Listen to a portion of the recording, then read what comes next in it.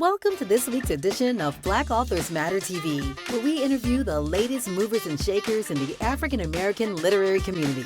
You'll meet some old friends, discover new ones, and stay abreast of the latest book developments around the country and even the world. So sit back and relax for the next 2 hours with Black Authors Matter TV co-hosts Gwen Richardson and Dr. Rhonda Lawson.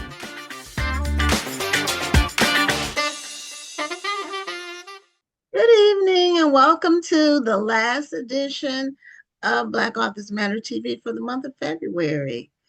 I can't believe this year is just going by so rapidly. I'm Gwen Richardson, your host for tonight. Let me say that first, along with my co-host, Dr. Rhonda Lawson. Good evening, everyone. Yeah, and so this year's really moving. Yeah, this month felt like it was only a week long. I know it did, and in February it's always short, but it just went by fast. So at the end of this first interview, we can leave some time so you can talk about the literary weekend. Okay. So we have our first guest. We have an amazing lineup, as we always do. Our first guest is signed in twice, so I'm not sure which device she wants to use, but once she decides, then we can turn the other one off because it will create feedback and noise issues. So our first guest is Tracy Mungo, and Tracy's book is called A Woman's Business, and it appears to be a memoir, which we had it listed differently, but she's going to tell us about her journey.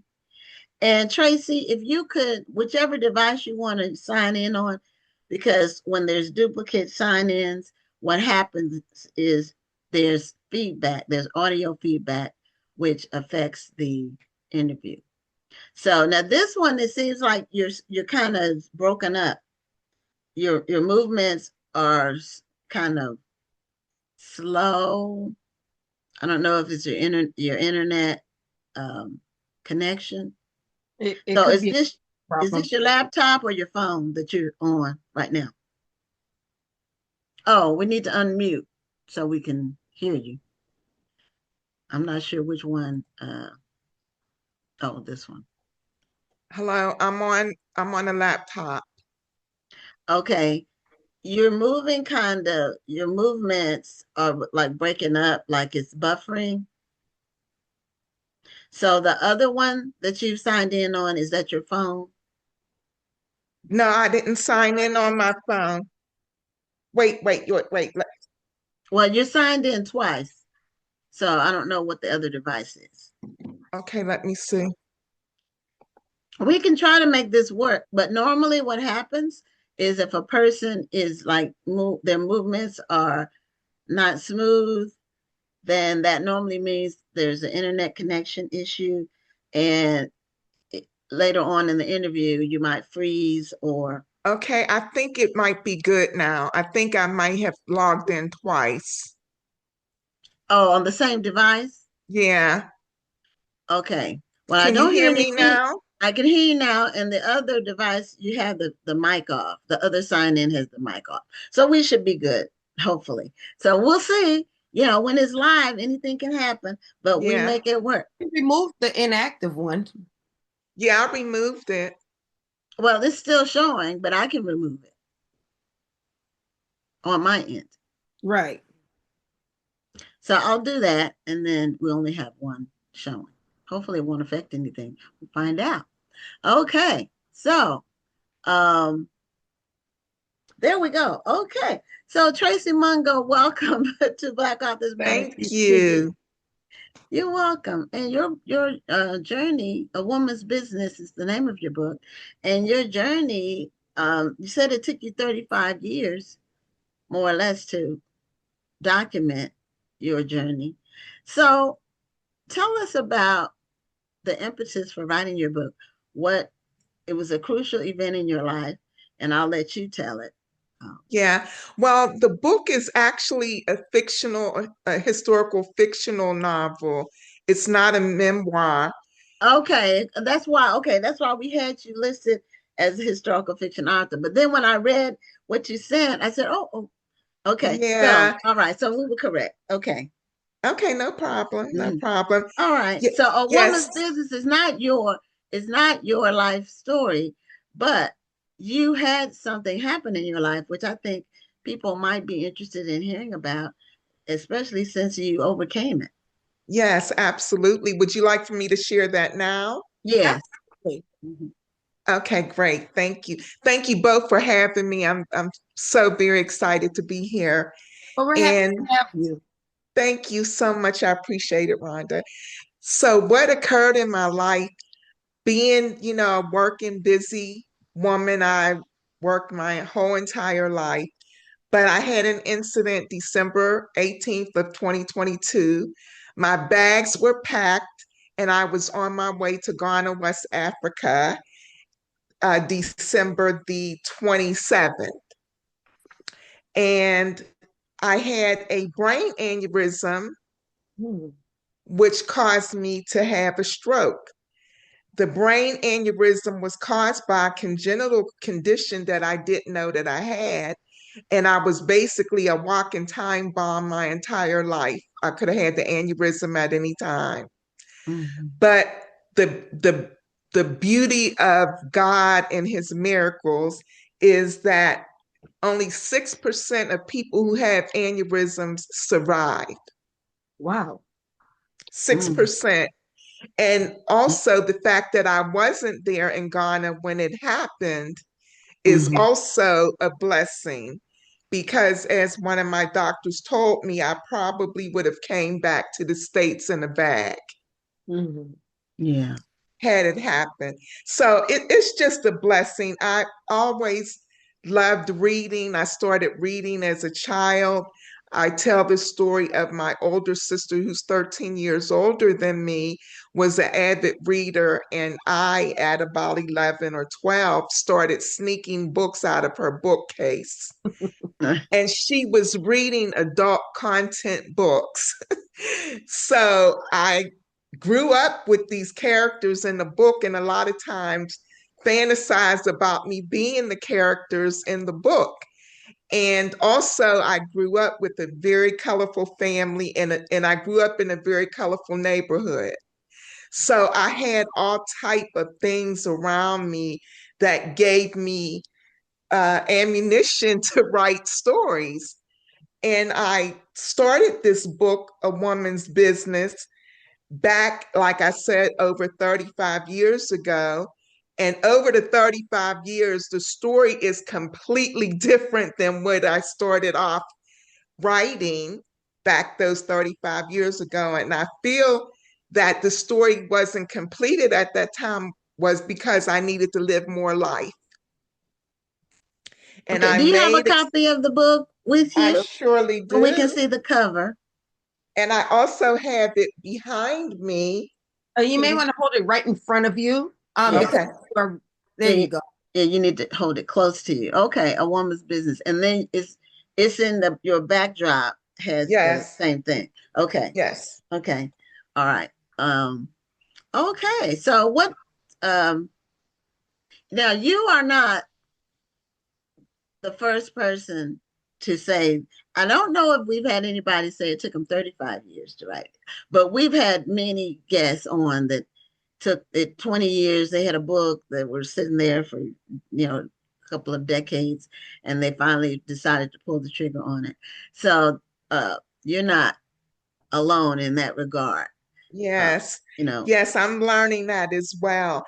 And I kept making excuses for why I didn't finish writing it over the 35 years. Too busy, life thing, this happened, that happened. You didn't make But it a priority at the time. yes, yes.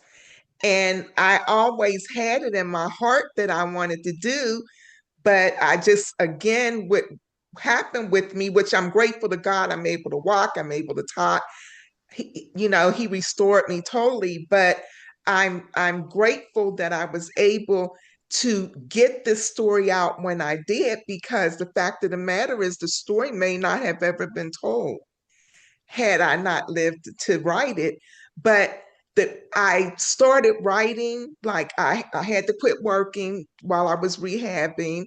And I was so distraught because I've always been a very busy, fast-paced living person. And I was like, what am I going to do with myself? And my brother, who I hope is here listening to the interview now, he said to me, start writing your book, finish your book. And ladies, I tell you, I start writing that day and I never stop. I'm now actually in the middle of writing book 2 of the series of this book. Well, good for you. And what's going to be the difference for in book 2? The difference in book 2 is I'm following one of the characters from book 1. So Okay.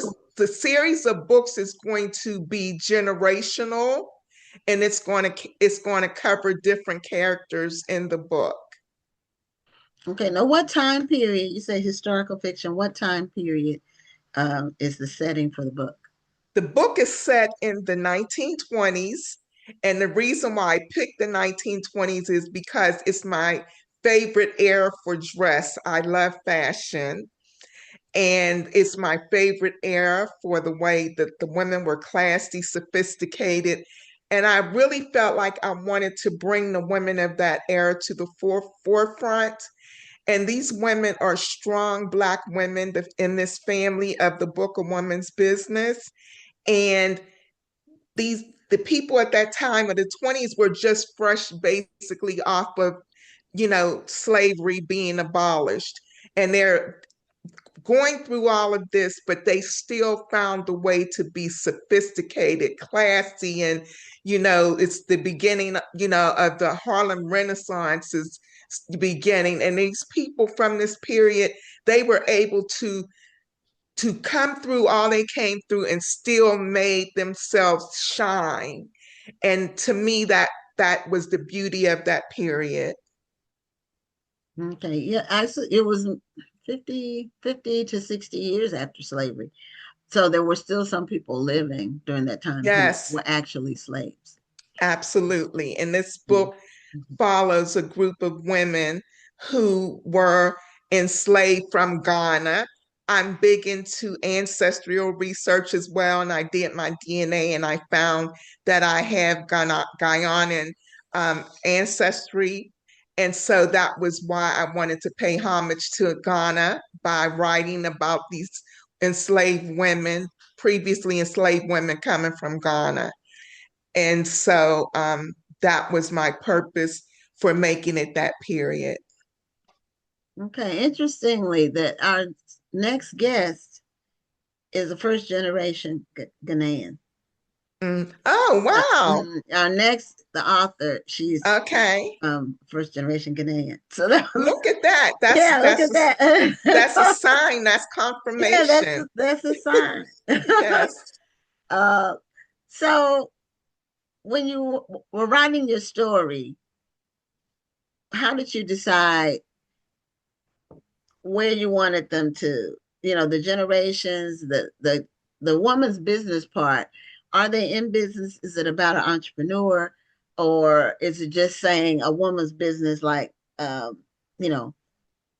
is my business, like that? Is it or is it like a play on words, which it could be either one?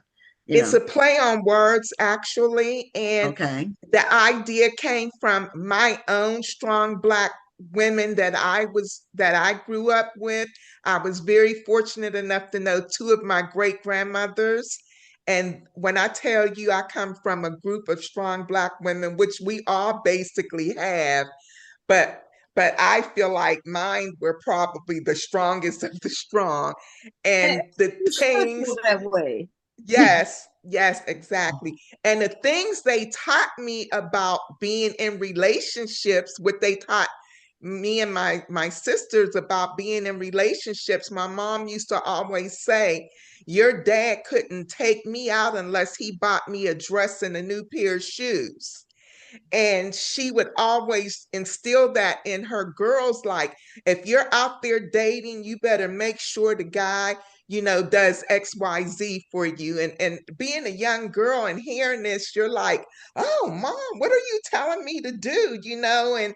And not really embracing the actual message that she was giving, which is something she was taught by her mother and her grandmother.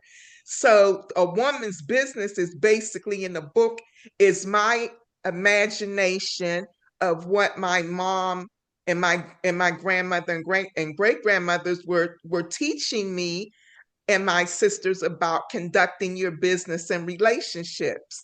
And one of the tagline of the book states, to love a man will give you a lifelong of heartache, but if you follow the principles of a woman's business, you'll not only control the relationship, but you'll control the man, which is, a bit controversial making that type of statement, but it's something that I was basically taught.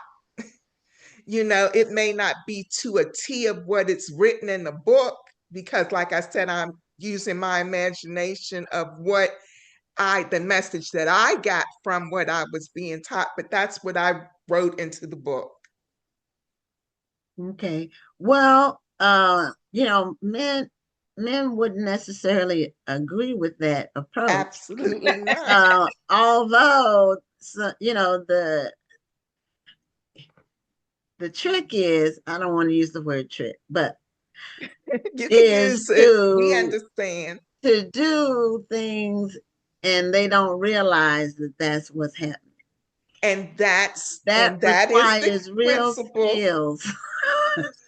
and the book principle gives that information. But I'll also say this, Gwen and Rhonda, that men know this to be true, because you will hear a man say, a happy wife is a happy life.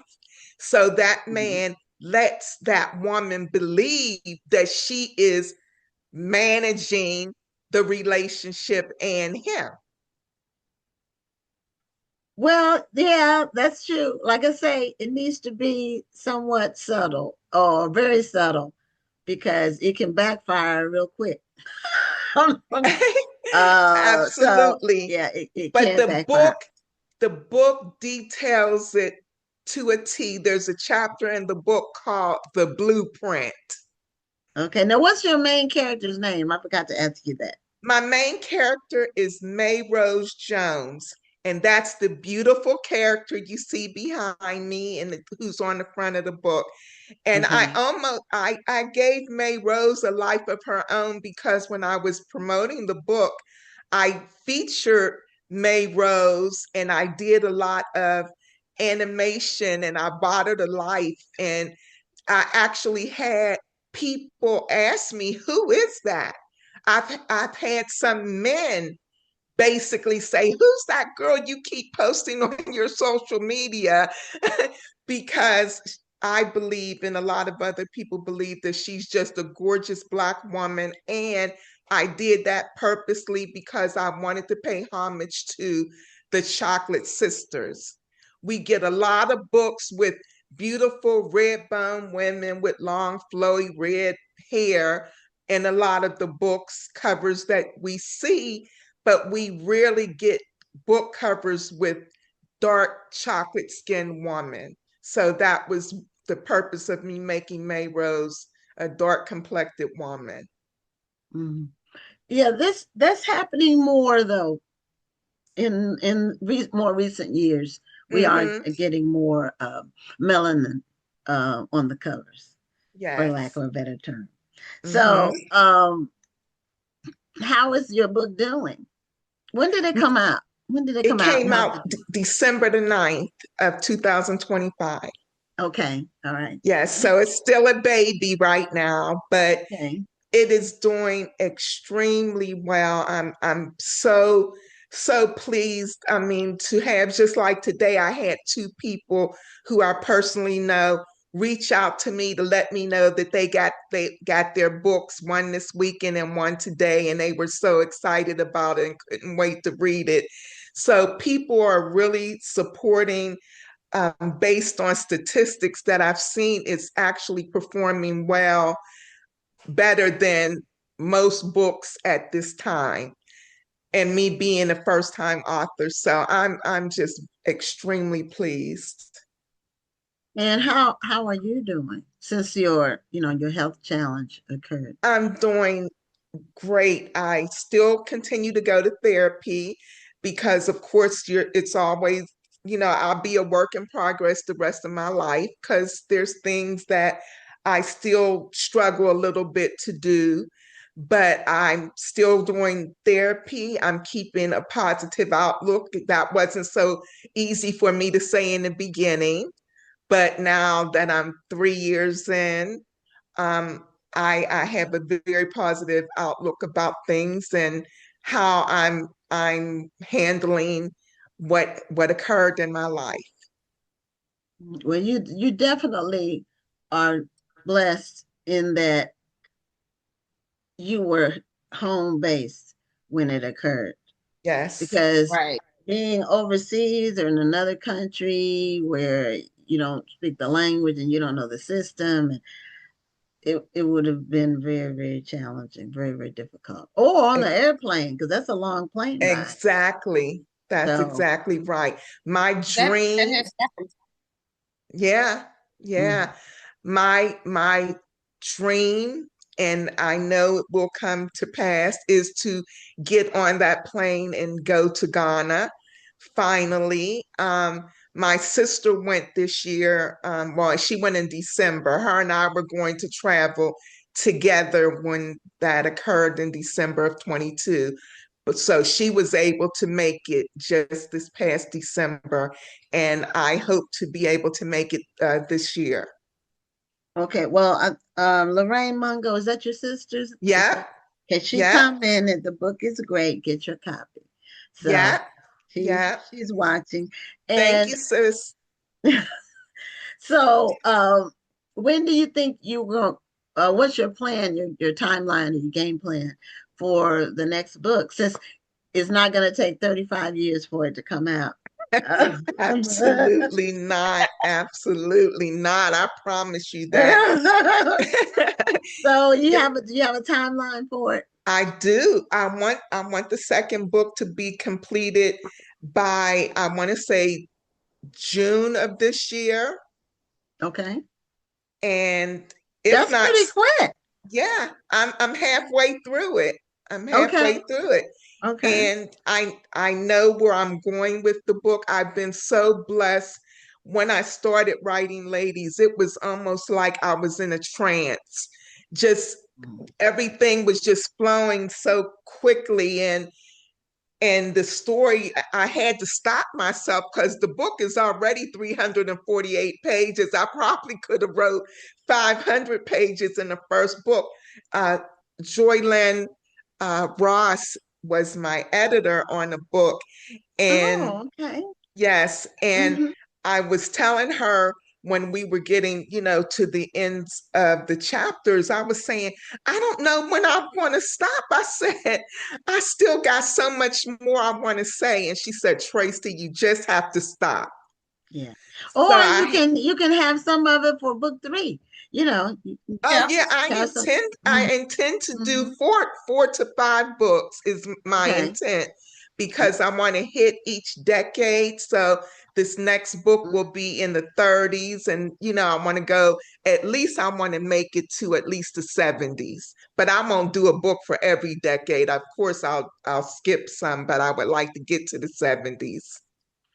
Well, you have a Okay. very aggressive goal. Hmm. She does. Hmm. Thank you, I do. How are you Yes. So keep Tracy, writing, ma'am? oh Thank you. I will. yeah.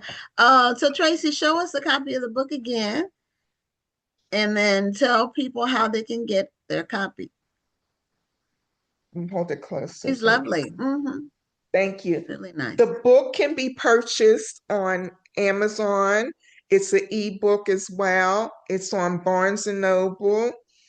It's also can be purchased from my website, tracymungoauthor.com, where the book will be signed if Okay. it's purchased from my website. And it's also on, I went through digital to digital, and signed up with Apple. It's on Apple. It's also on, I'm trying to pull up the You mean as information. an audiobook? It is not on audiobook yet. Okay. As you ladies know, that's a very expensive feat, and we need for it to perform excellently as it's doing and will continue to do.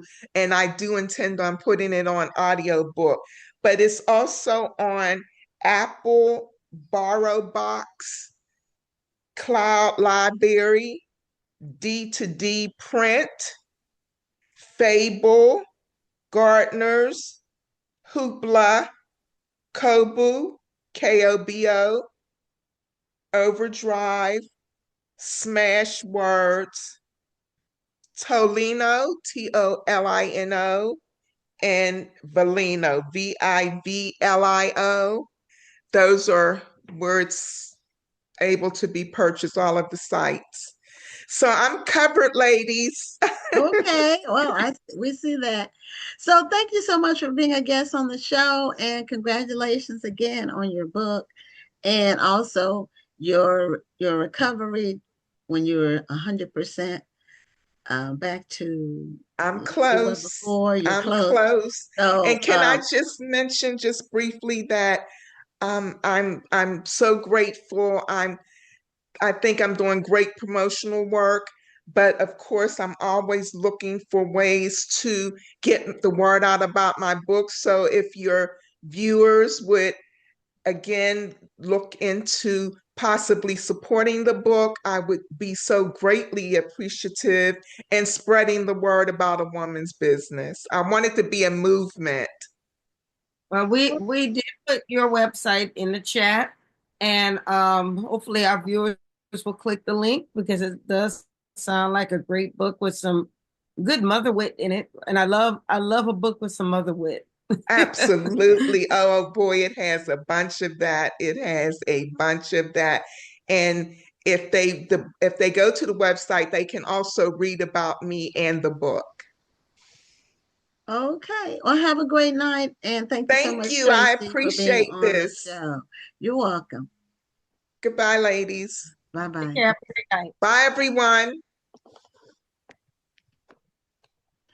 Okay, so Rhonda, do you want to wait till after the second interview? Yeah, it's 8:28. We can wait till And after she's this. already logged in. So we have two of her books to give away.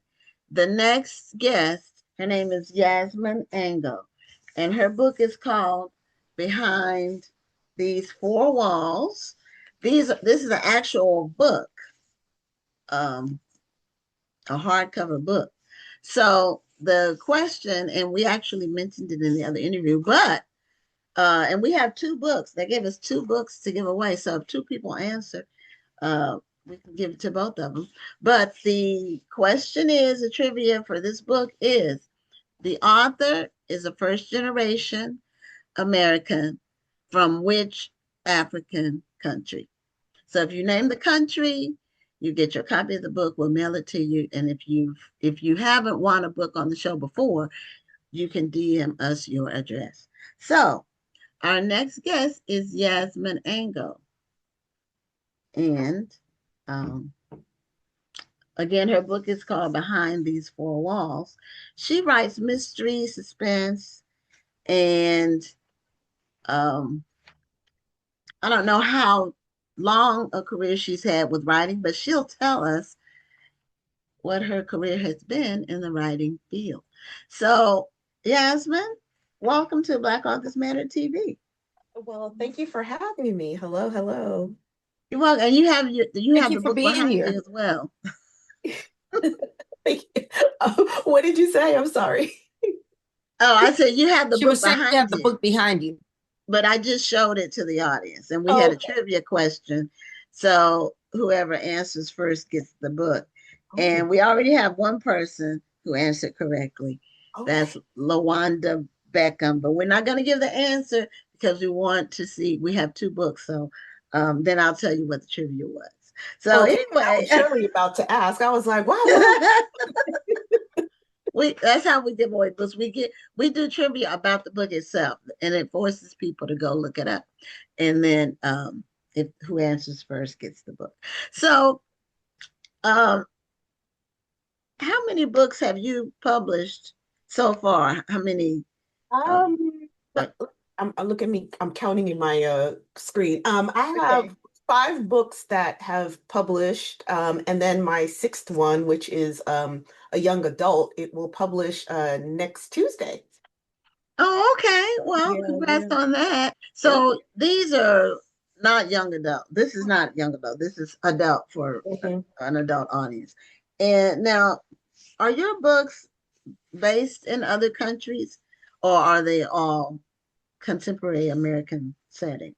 Yeah, so my first 3, the Nina Knight series, that is based both internationally, so in Ghana, and in like Europe, the UK, and then also, but mainly based in like in Miami, the US. And then the rest of my books are based in various, well, not even various states that I am a little bit more familiar with, like South Carolina and in Virginia. So yeah. Okay. What part of Virginia?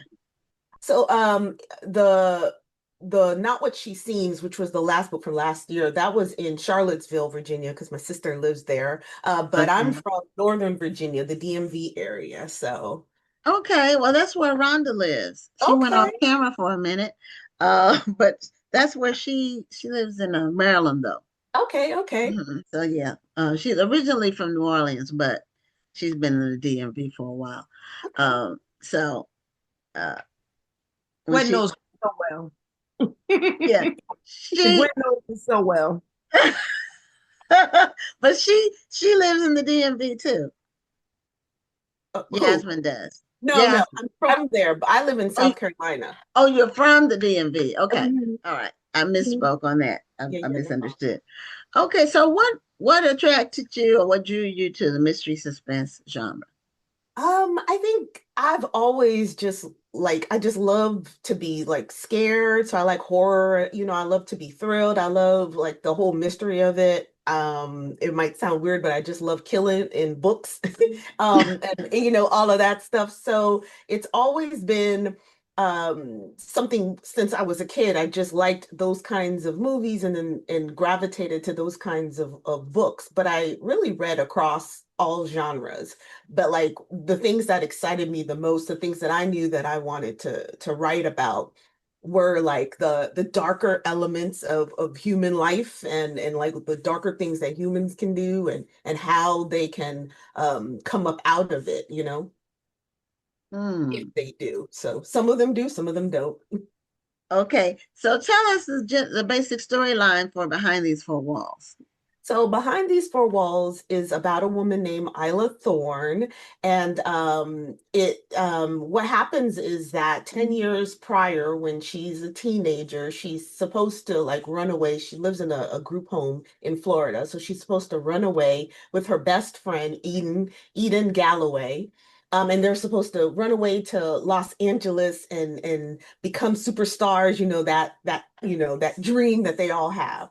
But Eden says that they have to stop over in this town where she's from because she's got, to see about this family, the Corrigan family. So they go there, and the town is Charlottesville. And Eden says, I'll be right back. I'm gonna go. I need to get something from this family, and she never returns, so she just disappears. And Isla then is forced to go on without her, not knowing where she is, not able to talk to anybody about it because she's a runaway and she's afraid to like go back in the system. So for 10 years, she just doesn't know where this friend is. She comes across the Corrigans again 10 years later, and she decides, because she's an adult now, she is going to find out what happened to her friend and get justice for her missing friend from this powerful, wealthy family that nobody has ever touched before. So she decides that she's going to be the one to touch him. Oh, okay. Yeah. Well, now, do you have experience in the social working field, or what made you create a character that's a runaway, was in a group home or whatever? What made you go down that path? Yeah, well, Oh, so I'm a former English teacher, so I've dealt with students, in all gamuts of life and okay, things like that. And so yeah, okay, okay. So you don't teach now? I don't teach, and it's been a few years, but yeah, yeah. But I'm always a teacher somehow, some way. But yeah, it's been a couple of years. Okay, what level did you teach? I taught middle school and high school. Okay, all right. And what did you because I'm always interested in where kids imaginations are now. Mhm. So as an English teacher, when you were teaching the students, um, did you find that their imaginations were stilted at all? I always wonder about with kids being on screen so much, does it take away from their imagination? Or do they transplant it Mhm. into some tech world? Like, do they take it and where are their Right. heads? Right. Well, fortunately for me, I when I was teaching, it was it was before COVID. And so even though we had technology, it wasn't as much as it was like right now. Like we could really do things in class that and we were still classes that had like computers, all the kids had computers, but they were still very much able to like, explore their creativity. I was still very much able to introduce new kinds of books to them. So, especially being an English teacher, especially, dealing with like middle schoolers, you've got those kids who are reluctant to read. Definitely some of the boys who, don't like maybe what the reading criteria is for this, for our particular class. And so trying to find a book that will lend itself to the boys. Like Walter Dean Myers was a big, huge book that the boys, tend to love because that author was more someone that, was someone that looked like them and someone that they could really relate to. So finding those connections for the kids and working with them to kind of explore that and also working with them to explore their own writing, uh, that was, I think, the most enjoyable. And so when they had that aha moment, where they really got into like the story and we could do other things like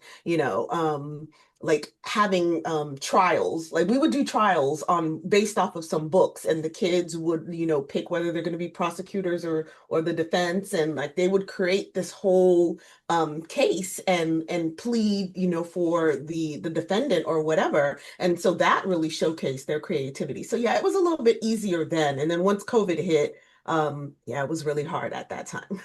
Yeah.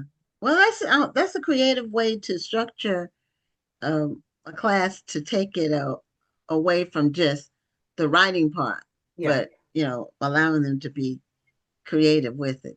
I hadn't heard a teacher talk about doing that yeah. outside of law school, you know.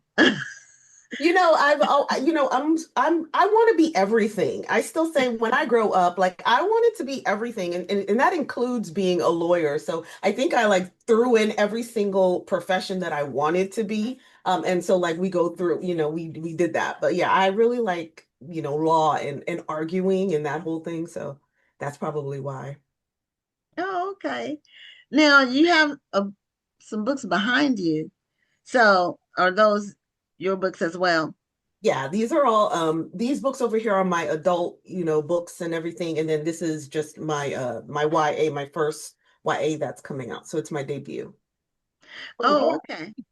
Four books there. Is it a YA series or is that all the same book? It's all the same book. Oh, It's I Oh, can. okay. Because I said it looks like it might be a box set or something. yeah, yeah, Yeah. no, I had to even them out, right? So I just, did a whole bunch. Oh, okay, for balance. That makes sense. Yeah, yeah, that's it. You don't want to just have one book on that side. Right, that would Okay, be weird. okay. That's good. That's good thinking I was trying to about look. the visual. Yeah. Mhm. So tell us about a couple of your other books that you have. Okay, yeah. So my debut book was Her Name is Night. And that one came out in 2021.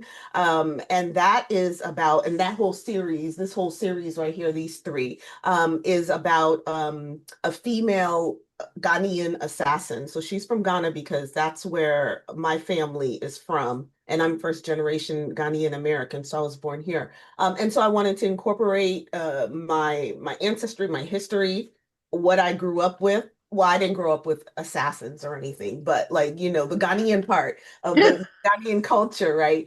And incorporate that in the stories. So it is about a Ghanaian assassin who realizes that the men who destroyed her village when she was a child are still alive. And so now she has to go on her own personal mission of revenge.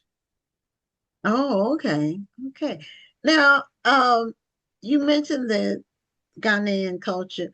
Tell us some things about Ghanaian culture that, well, first, let me back up a little bit.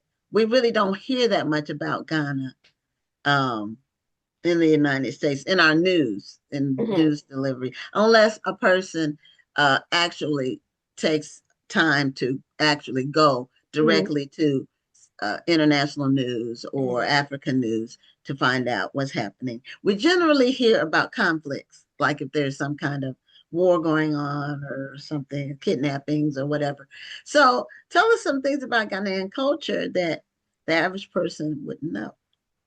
Well, like I think we're a very fun culture. I know, I think we mostly hear about like the Nigerian culture. That's huge, right? Yeah. But we Ghanaians, we're here too, and we clash, we clash with the Nigerians about that jollof rice. We have our jollof rice wars.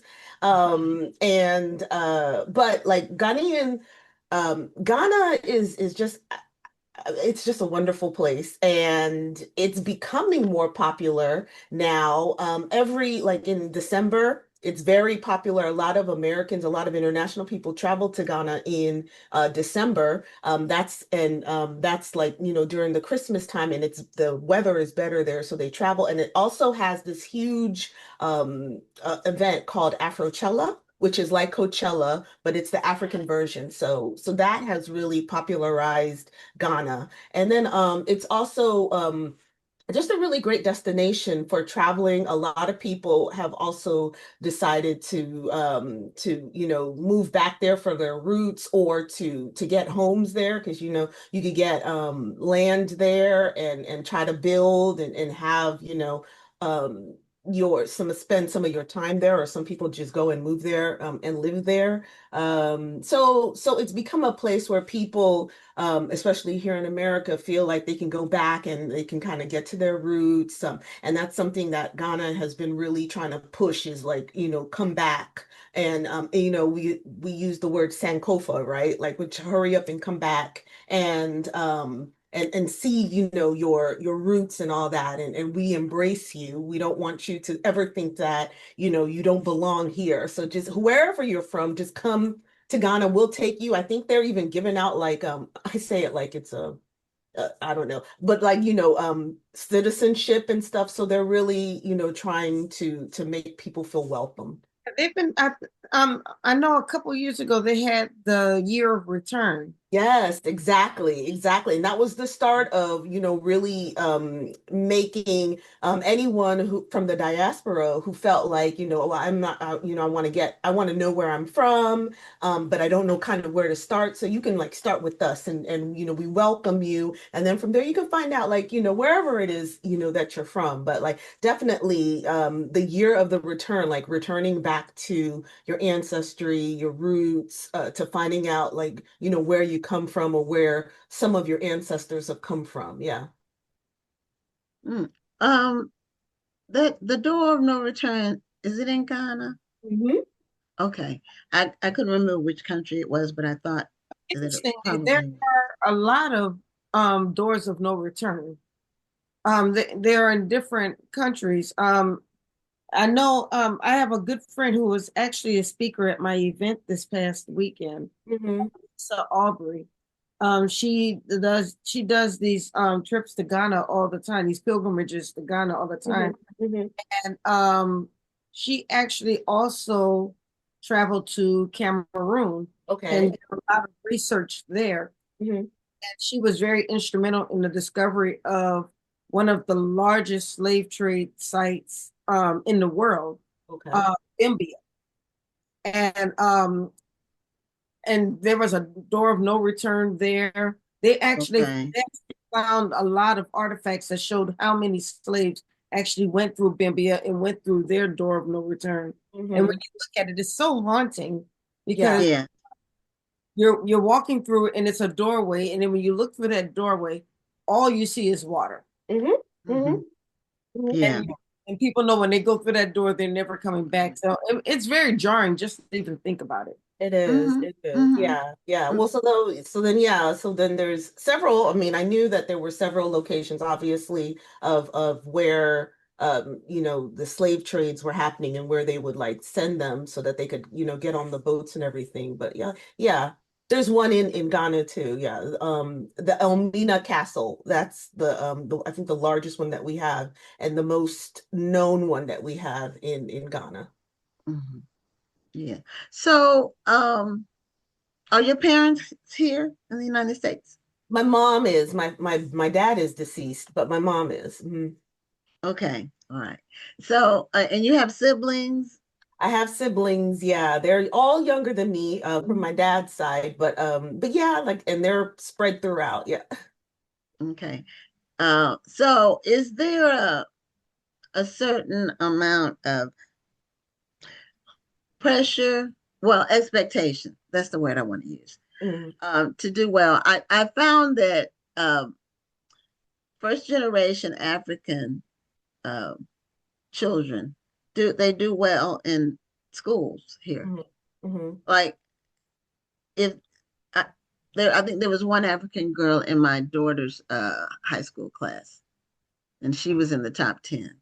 Yeah. So, but I've noticed that there's a lot of success among the first generation Africans from all over the different countries. Yeah, definitely first generation of any probably have a little bit more pressure only because their parents have come specifically, for, my parents came back in the 70s before I was born to go to school. So my mom went to Howard University and my dad started at one of the community colleges and didn't quite finish. But like so they came for a purpose, right? Hmm. And so when which is why I got a later start in life in becoming like an author, which is something I had always wanted to do from childhood. But like you can't tell your Ghanaian mom, I want to be a writer because she's like, what is that? Like I don't even understand what that means. What kind of money do you get? Do you get paid every week? Like there's many questions. And so I didn't even think to say to my mom, I want to be a writer when I got out of high school. So you really have to have a profession where you can make enough money so that you can be able to, send money back home because that's a big thing is you make your money and that's what they come here to make their money and to do very well, have their kids, have, some opportunities that might be a little bit more difficult back home and then to send, some of those resources back home to the family that's still there. So my mom still does it, sends it to my grandma and my uncles and all of the family there and and yeah, and so that's, so yes, definitely. So even when at my big old age, when I finally told my mom, I'm gonna move from being a teacher and I'm gonna write. And she was like, like, are you paying them money? Like, what is this? Are they scamming you? She thought I was being scammed for years. It wasn't until like my third book came out that I think, finally got that I'm not being scammed out of my money. But yeah. Yeah, but even native born Americans Hmm. whose families have been here for a long time Hmm. have to try to convince their parents or whatever that writing is actually a profession Right. and not just a hobby or something to do on the side or whatever. Yeah. You're So not, people, if some all you're people doing can is really. writing and you're not selling it, then it is a hobby. Well, that is true. And I tell people who start or think they're in business or starting a business, Mhm, it's not a business unless you got revenue. And the mhm. Otherwise, IRS, it's a I hobby. It's tell you fun. that too, because the IRS said Hobby. if you've taken a loss in your business for more than 3 years, this is Mhm. a hobby. It's no Right. longer a It's That's not a true. business. That's true. That's true. They sure do that. Yep. So, did you find it to be difficult to break into the major publishing industry? Did you find that difficult at all? Yeah, I mean, it's still difficult. Like there's still a lot of things that you have to learn. And I had to learn how to do it because when I actually really tried back in my 20s to get my first book out, that was a whole different experience, right? That's when we had to like type it on our typewriter and mail us, a selection of it to like these agents that we would find in writers market, that big huge book. And then we would send them like a self-addressed stamped envelope so that when they reject us, they can send it back to us in our envelope with our stamp. So like that, how I tried to start out in the writing world. And so after 20 years, of raising kids, of being in a military family and stuff like that, when I wanted to, make a real go at it, now we have technology. Now you have to email everybody and you have to, check their social media to see, what they want and all this other stuff. And so yeah, it was definitely a learning, curve, having to learn all of that again and get on social media and try to, engage with people, engage with agents then. And then going the traditional route. So, trying to find an agent who will represent me because I didn't have any money to do it self-published or anything like that. So I was like, I have to do traditional if I can, where I don't have to pay anything because I don't have any money and I don't know how to market myself like that. And so that was really hard, because you put yourself out on the line and you want people to receive you well. You're asking these people to represent you, and all these people are saying like no. So I mean, I had a lot of rejections before I finally got my agent. Well, it looks like you're definitely on the road. You're on the path. You've already crossed some hurdles that Yeah. other people wish they had already passed. So it looks like you're on your way. So congratulations on Behind These Four Walls, as well as your next book, your young adult book that's coming out. And I Really don't quickly, know if we had a what's the young adult book going to be about? So the young adult book, She Drinks the Light, is actually a supernatural horror and fantasy, and that one is a little bit more cultural because in it, it is about a young girl named Adayi, and they live on a small island right off the coast of South Carolina because we've got like all of those islands that are like Gullah Geechee and all of that, right? And so they're a very like enclosed kind of like island. And then they find out that, there are these like vampires that are threatening like their people and their livelihood. And they are very much still ingrained in their African culture.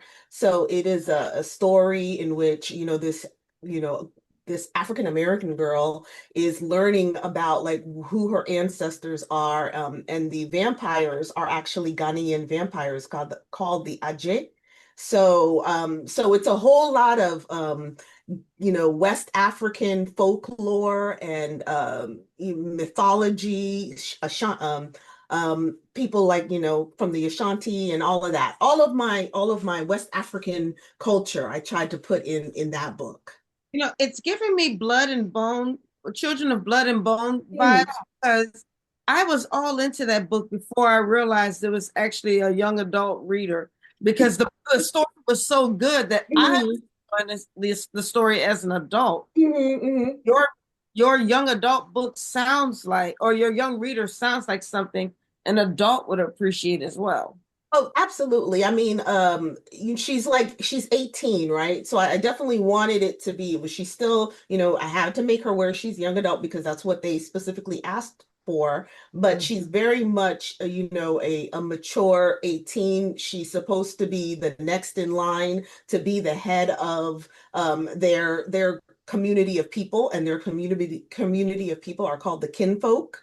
And so like she is very much, it's all about like this village and keeping your culture, but like learning, different cultures and learning, what's out there beyond what you've always grown up with. And so yeah, just like Children of Blood and Bone, that has a lot of mythology in there, West African mythology from like the Nigerian side. I have the ones from the more Ashanti and Ghanaian side. So there's Anansi, and there's Nyame, which is the sky god. And so all of that is thrown in this book. Mm.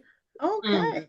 All right. Sounds interesting. Thank you. Well, thanks so much for being a guest on the show, Yasmin, and continue success with all of your books. I It's a appreciate very that. interesting topic that we were able to discuss, just Thank you. learning some cultural things Are that you we gonna never. tell me what the trivia is now? Oh, the trivia was, I'm Thought I sorry. forgot. The I did. trivia was that the author is a first generation American from what African country? So that was the trivia. That was a good one. That was a good one. I know the answer. I Congratulations. know the answer. So Thank we did have a winner. So Lawanda Beckham, you need to DM your address to just go to the same page you're watching the show on, DM us your mailing address so we can mail you your book. Yeah, congratulations, Lawanda. Okay, thanks so much. Have a great night. Thank you. Thank you both. See y'all. Okay, bye-bye. you. Okay, Rhonda, we have a few minutes for you to talk about your literary weekend, and I really wanted to attend, and it just, it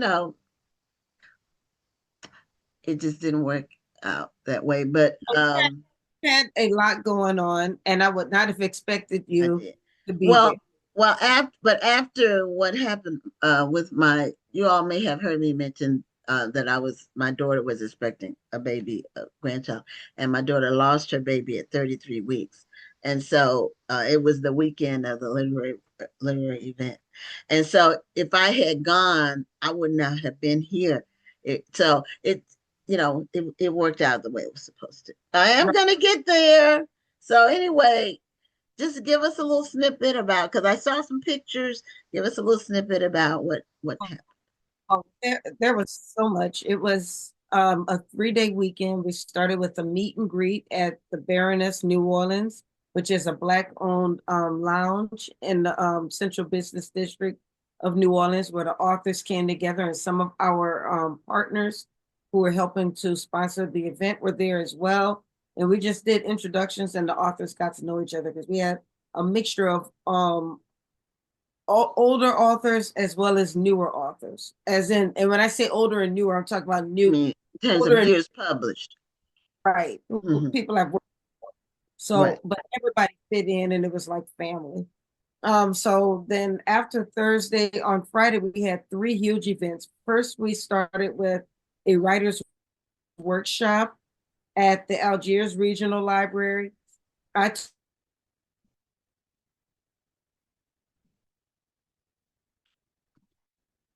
You froze, Rhonda. I hope you come back.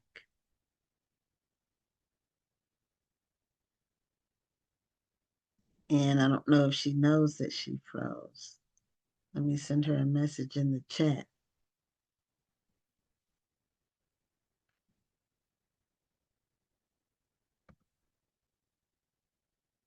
See. What I'm probably going to do is bring on our next guest, and because Rhonda will probably have to log back in. Yeah, that's what happened. So anyway, we'll Rhonda will sign back in, and then um, we'll return to that topic. So anyway, our next guest is Veronica Brown, and she's an author of a book about aviation. So you're back, Rhonda. You froze. Yeah, I know. I was wondering why you were looking at me like that, and I Yeah, realized you were frozen. you were froze, and I said, "Well, whoa. I mean, maybe you'll come back." I know And you were looking at me with this weird look, and I was like, why are you looking at me like that? yeah, it happens. I don't know if I've ever froze. I guess if I freeze it, the whole thing will be messed up. I think I did one time. We had a thunderstorm, and Right. but you didn't get disconnected, so I was able to just log back on that one time. Uh, but Veronica Brown has a book called Indisputable, and it's an African American flight attendant's experience. So she's been in the industry for a long time, and she's going to tell us a little bit about what being a flight attendant for years and years in the skies, friendly skies. There used to be who used to be the friendly skies. That was a tagline for an airline. Oh, who was You know, in the sky? who was it? It wasn't Southwest? What? No, was it United? And they're still around, but I don't think they use that tagline anymore. I'm about But to you know what I'm talking about. The friendly sky used to be the tagline for an airline. So anyway, Veronica, welcome to Black Authors Matter TV. Thank you. Thank you for having me. Right now, can you move your whatever your device is it was to you. where it was United? Okay, I thought it was. Fly the friendly skies of United. I didn't know she was Anyway, going to sing for right now.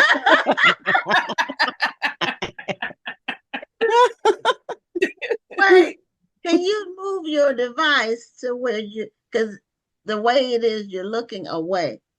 Oh, You're okay. not looking at us. Okay. Well, now So, you're looking like you're Looking staring at it. straight at us. You're still okay. looking yeah, now you're Okay. looking straight. Okay. Okay. All right. So congratulations on your book. And Thank I'm you. assuming, oh yeah, it is a memoir about your experience. And we had another person on, this has been a couple of years ago, I believe, Casey Grant. Are you familiar with her? No, I'm not. I'm sorry. She was one of the first Black flight attendants, if not the first. I Mhm. remember that interview. Planes. And she actually started the International Black Aviation Day. No, I'm familiar with that organization. Yeah. Okay, she was the Mhm. one who, because I think any individual can start a day. I don't know which website you go to, Right. because you hear now about Donut Day and all kinds of, you know, cauliflower day, Right. whatever. Right. But she actually registered it as Okay. an official day. Okay. Okay. So I Great. didn't know if you all's paths had crossed, if you all knew No. each other. No. So Okay. what do you want people to know? Why did you call it indisputable first? And what do you Mhm. want people to know about being a flight attendant over decades? Well, become indisputable was about. I wrote the book about my experience at the Foundation of Black American Flight Attendant in 1998. It wasn't many of us out there. Prior to that, I was flying across the country, well, internationally for the United States government. And when I was on the flight, I never saw flight attendants, Black Foundation of Black Flight Attendants at that time. Hmm. And I wondered, you know, I knew we were out there, but doing my flying, 8 years of flying, I never would see them on my particular flight. And, but I knew they were out there because I had a cousin that uh, became the first in-flight director at Northwest Airline. And at the time, now, I whether she think was they doing, merged with somebody. yes, Do they they still merged with exist? Delta. They are now Delta. Okay, okay, Yeah. all right. And but at that time she probably was, I don't know if she's still there, but she had informed us she had got promoted to to a position, something similar to that. And so I knew they were out there. I had a girlfriend that was also African Americans. She also was out there flying. So I knew they were out there. So when I started flying in 98, after I finished flying across the country for the United States government, I decided, I said, I want to do something different. I want to be home with my son and with my children to grow up.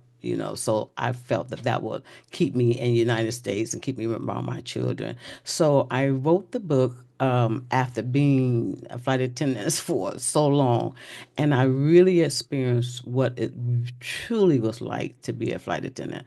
I understood that it was kind of difficult. You hear from time to time how kind of difficult it was, but feeling it and being there and being part of it uh, was the engine that allowed me to write about this book. And I felt that others should have been, other people such as myself would know what to expect when you go in for these positions.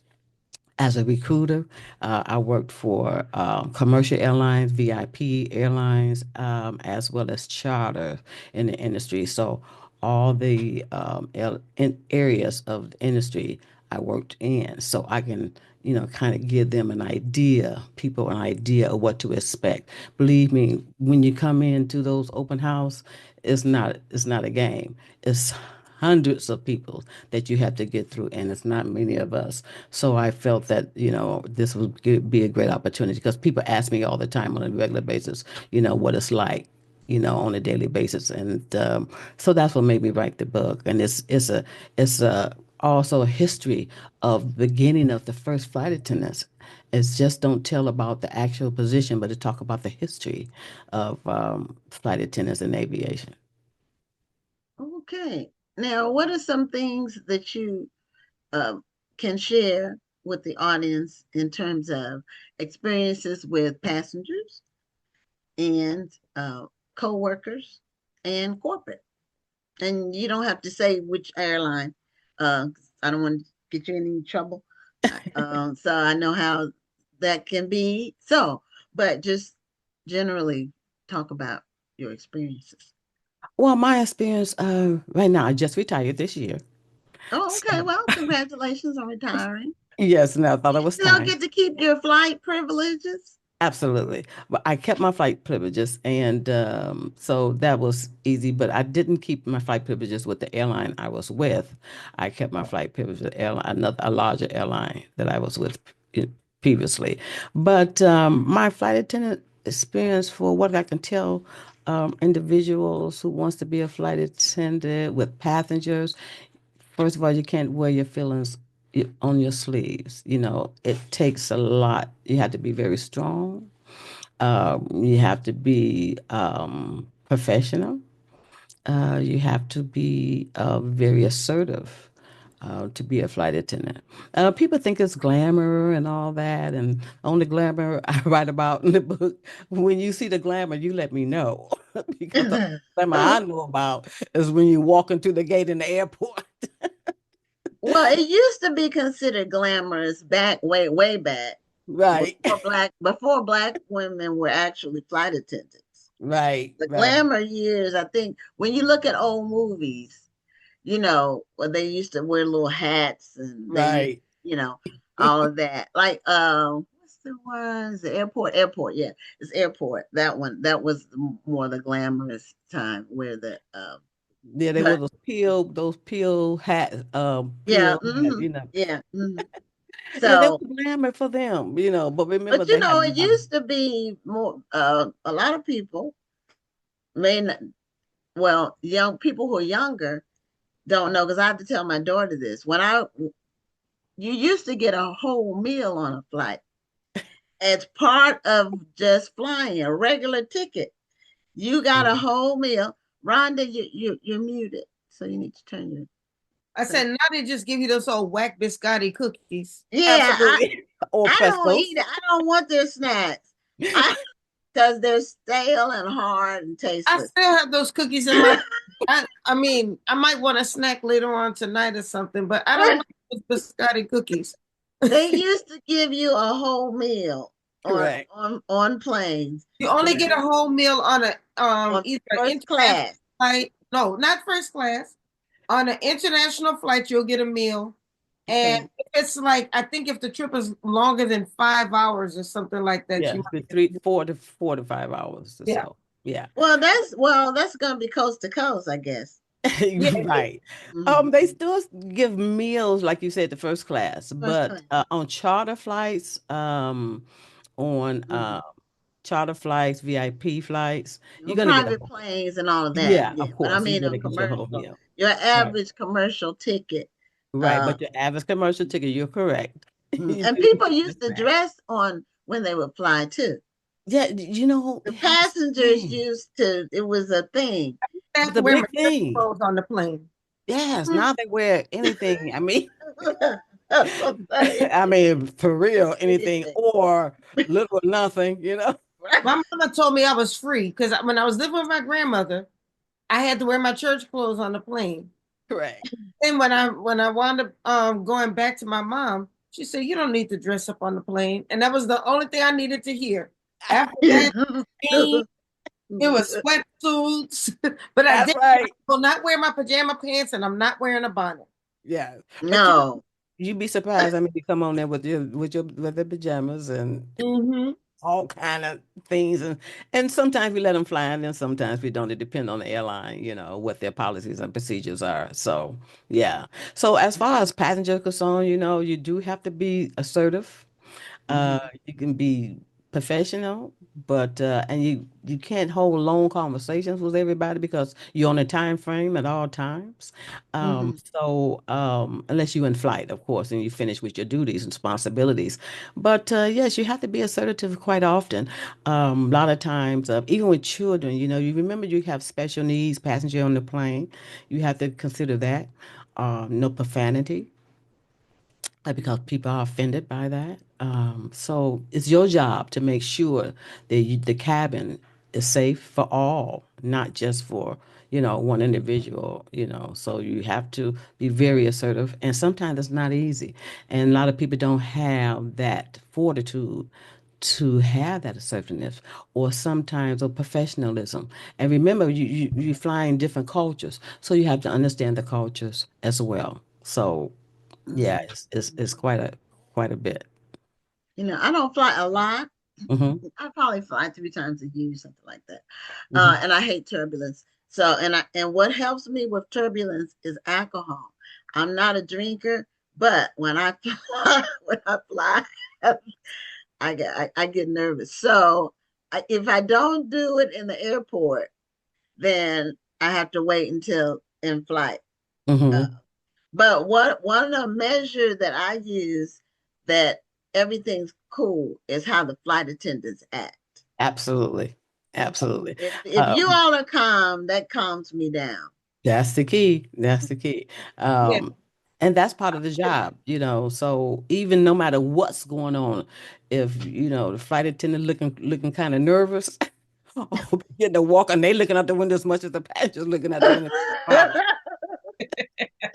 I always get a window seat. Just well, too, I like to be able to look and see the ground, but also if I go to sleep, I don't have to.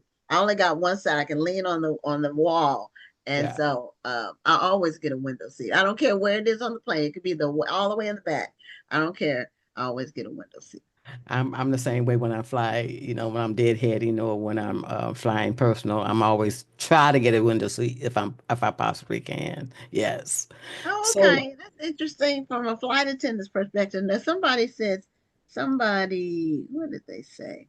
Oh, she said social book club. You know her first name, Rhonda. I can never remember it.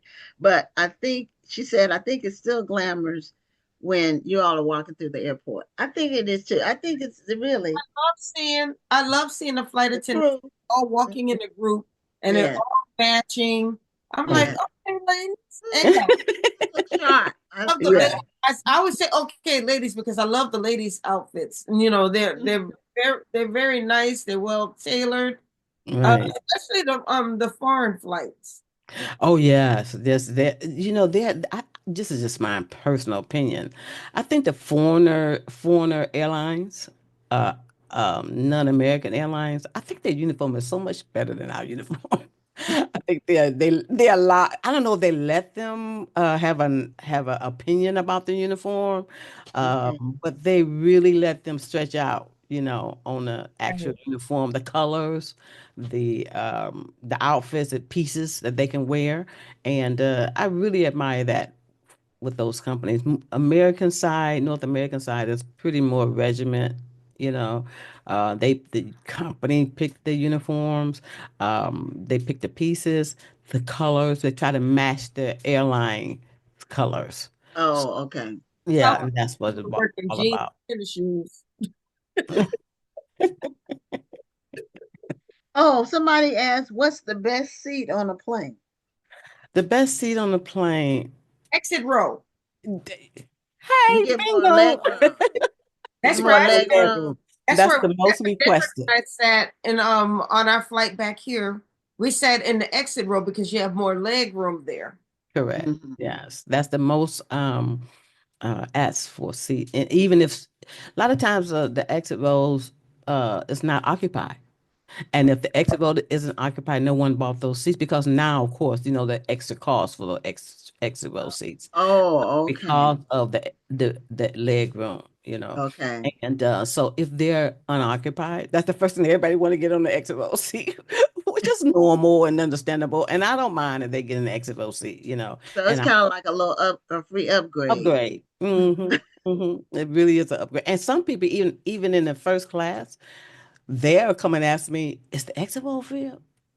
Can I come back there and get an exit row filled?" And I don't mind, if they want to. But I do try to, if I'm working in the back, do try to accommodate those in the back because, they're back there and And they're only getting a dry cookie or a peanut. correct, correct. Dry. But you get as much as you could want to drink, as far as a non-alcoholic. Yeah, that's something.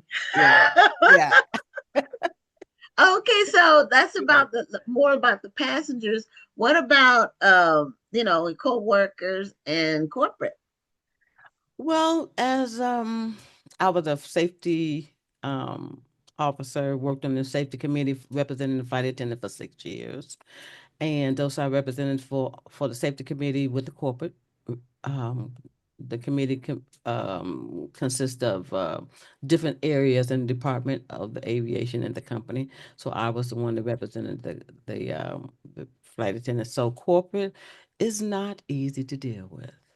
And yes, I had several offers to be in flight directors, to do this and to that, to come into corporate. But I just wasn't interested because I was familiar with the corporate, you know, area. I don't like the politics of it. I'm not going to throw my people under the bus, you know. And yes, when you get in those meetings, it get pretty heated. Yes, with the corporate officers, and that's fine, but I just won't throw my people under the bus, and I'm there to represent them. I bought the union in at my first charter company. We were the first charter company that had a union, and I bought it in because we needed that. And so I've been there, and that's why I just stayed with the safety committee to represent the flight attendant to make sure they are working in a safe environment and they're not penalized for things they need to do on the spur of the moment to make themselves safety as well as the aircraft and the fellow coworkers as well.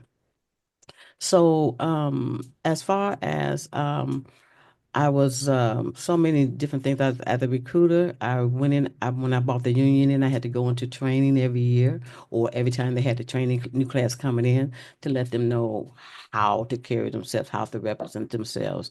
A situation may occur that may not be policy and procedures, but you need to make sure your T's are crossed and your I's are dotted, especially when you're new coming in. Because when you're new coming in, you don't have no recourse. So when I come in to try to help you need to make sure you've done the best that you can do to try to follow those policies and procedures so I can stand up for you and fight for you. I'm pretty fair and I try to let them know, that, what the policy and procedures your first 6 months out there on the line. I know it's not easy, but I did my best to represent you, keep that job for you if you really want the job, if you want to fight for the position, you know. First thing I want to say to aspiring flight attendants that Okay, I was want to gonna ask be a that. flight attendant. Mhm. I will tell you, your first customers is your fellow flight attendants. That is Okay. your first customer.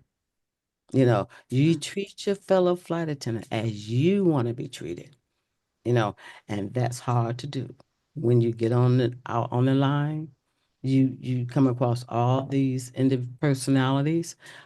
Remember, aviation started off with our white community, our white professionals. They Mhm. don't want you there. And we have to realize that, face that, and not be ashamed that you're there. Because a lot of young people, our people, Foundation Black Americans, they come on, what do I do? You know, they want to bow down. They want to be, they're very fearful.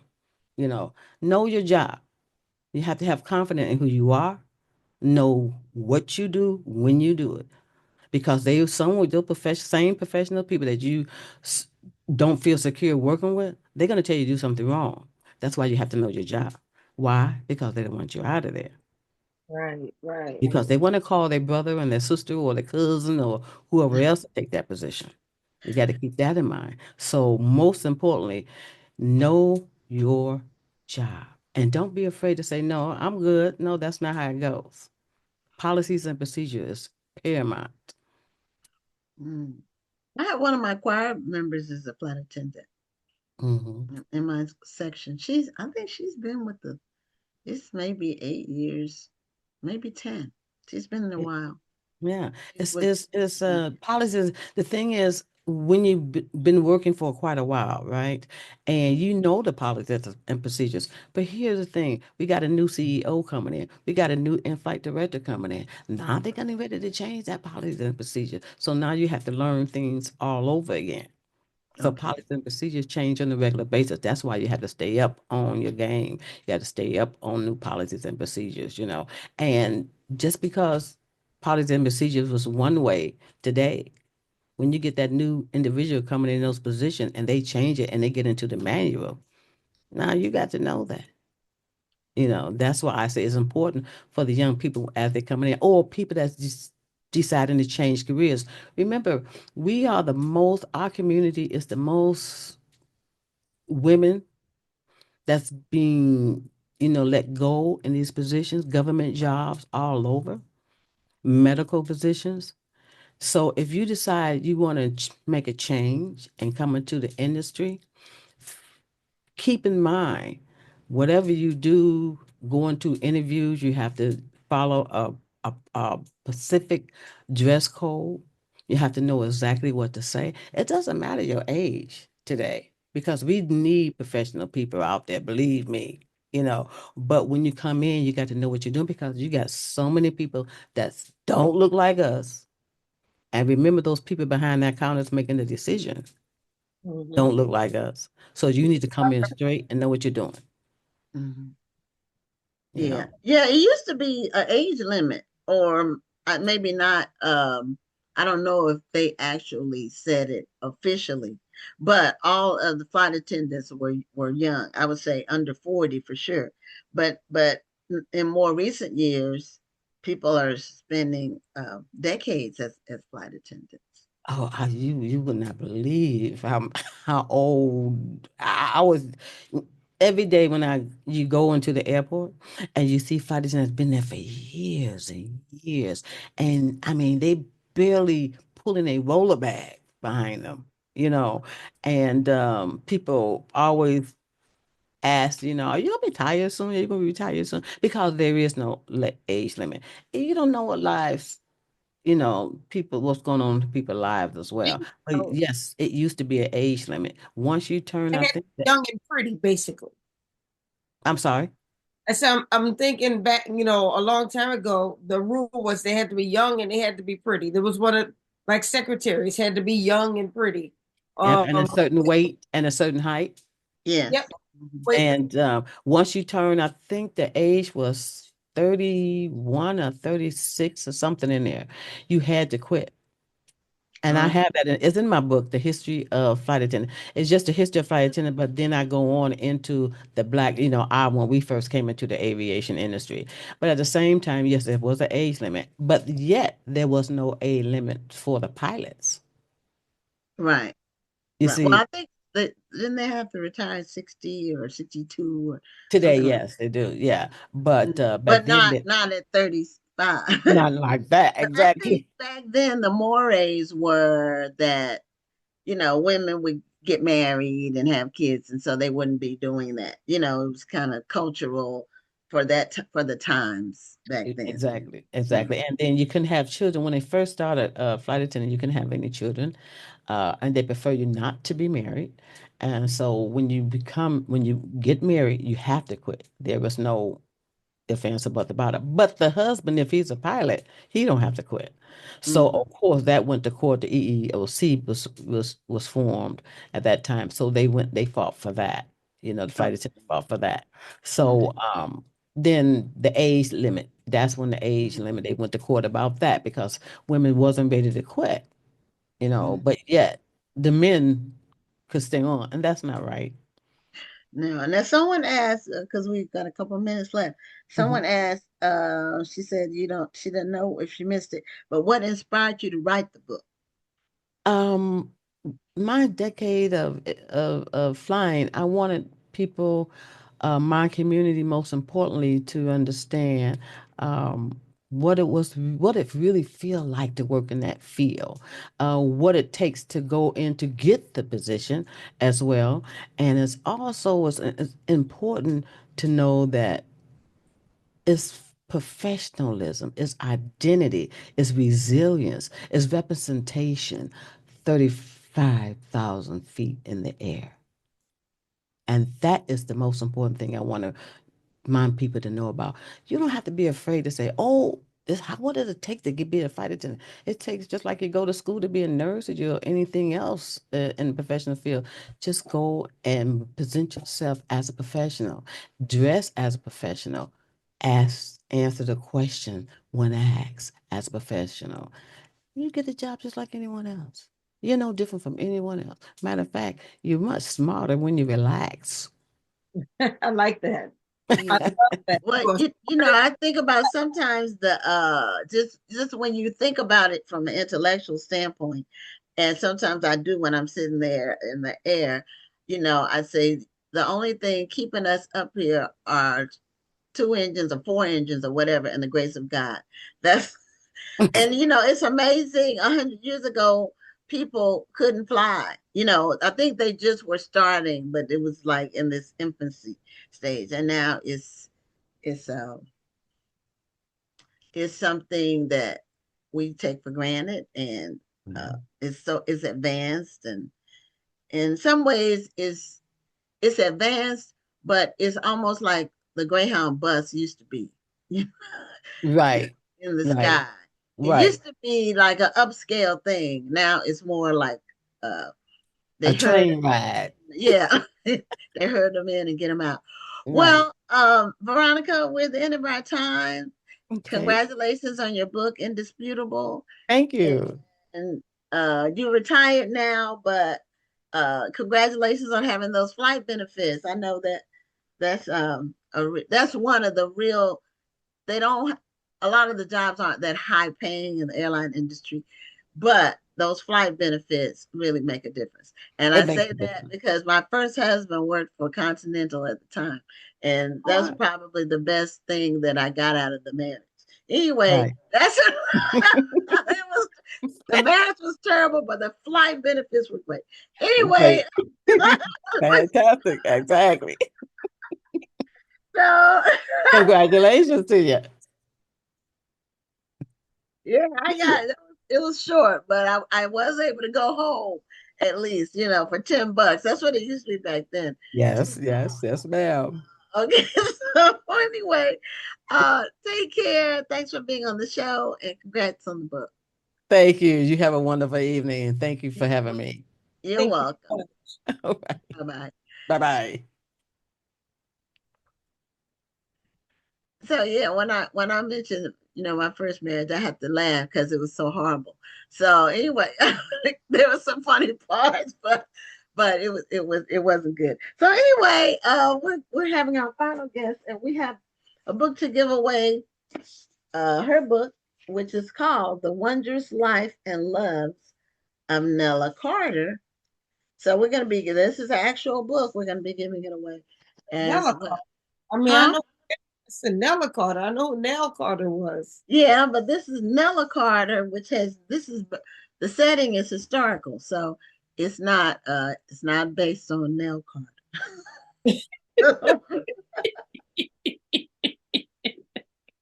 So anyway, is she still living or did she No. pass away? She She passed passed. away. Okay, Yes. so now she not you answered it. Okay.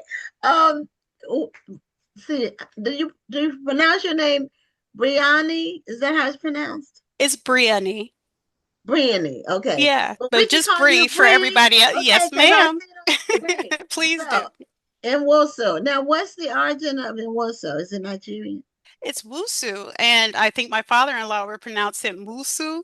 It's Nigerian. So my Hmm. husband's father, he's from Nigeria, and my mother-in-law is from Sierra Leone. So I have to get into it by Oh, them. So I'm oh, a McGriff by birth. So my family comes from, rural Georgia, rural South Carolina, that type of thing. I have American roots.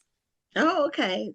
You have all kinds of things in your background, all kinds of genes rolling around in there. Hmm. So, anyway, this is a book, it's historical fiction.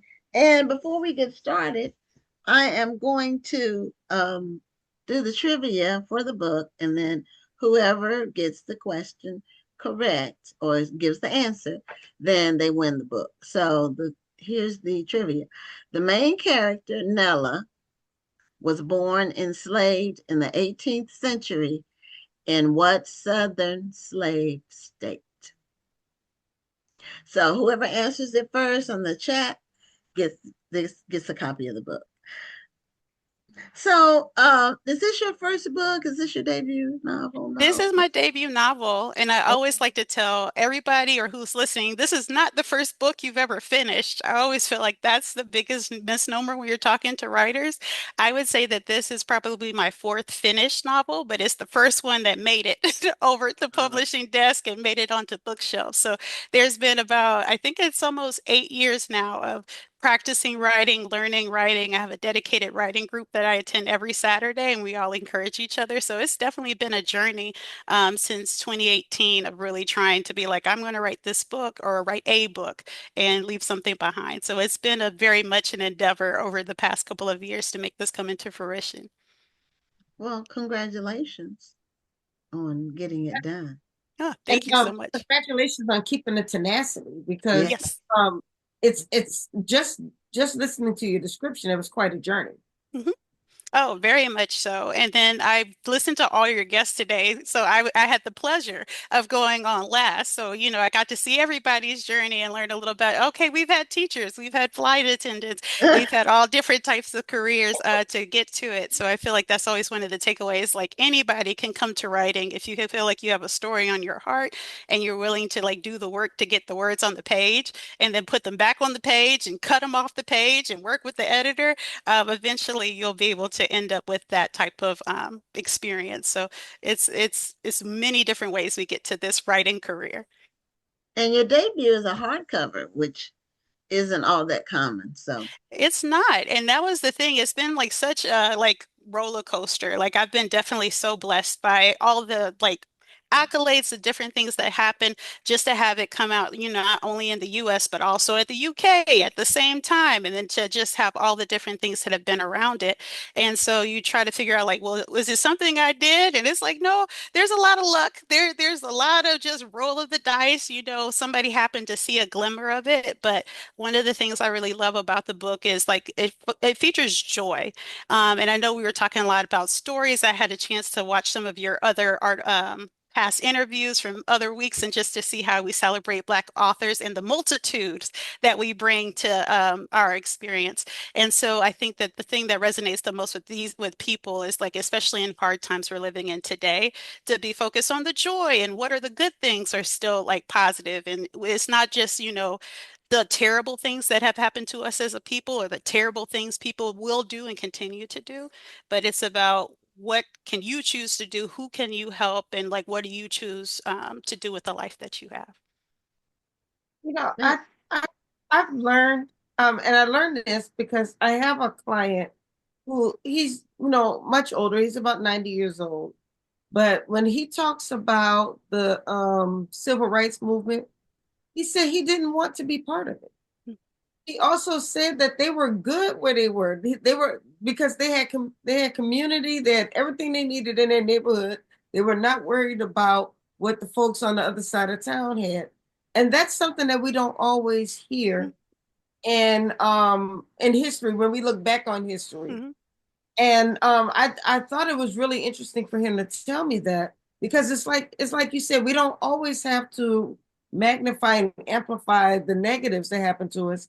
There were some people who were very happy and they were in their communities, they were together, and that's what they love. It wasn't always about this is what's happening to me, this is the life I'm living, and they were celebrating the life that they were living. So I like the fact that you said that it's not always, I don't want to say victimization because that word can be weaponized, Mhm. but it's not always what happened to us. It's not always the negative. Also Yeah. celebrate the positive of life as well. 100%. It's about agency. That's like my favorite word. We were just talking about that in one of my book groups. Like I love characters who have agency and the people where life is just happening and they don't know what's happening. I'm like, girl, can you buy a clue? Can you figure out how to get to the next thing? And so you have to think I would not be here today without all the people who have been successful, lived their lives, got married, went to college, did all these other things. And so to that man's point, like my father's family hails from like Manning, South Carolina. And, I always say like, my great great grandparents were sharecroppers and there was a farm and he picked tobacco and all this other type of stuff.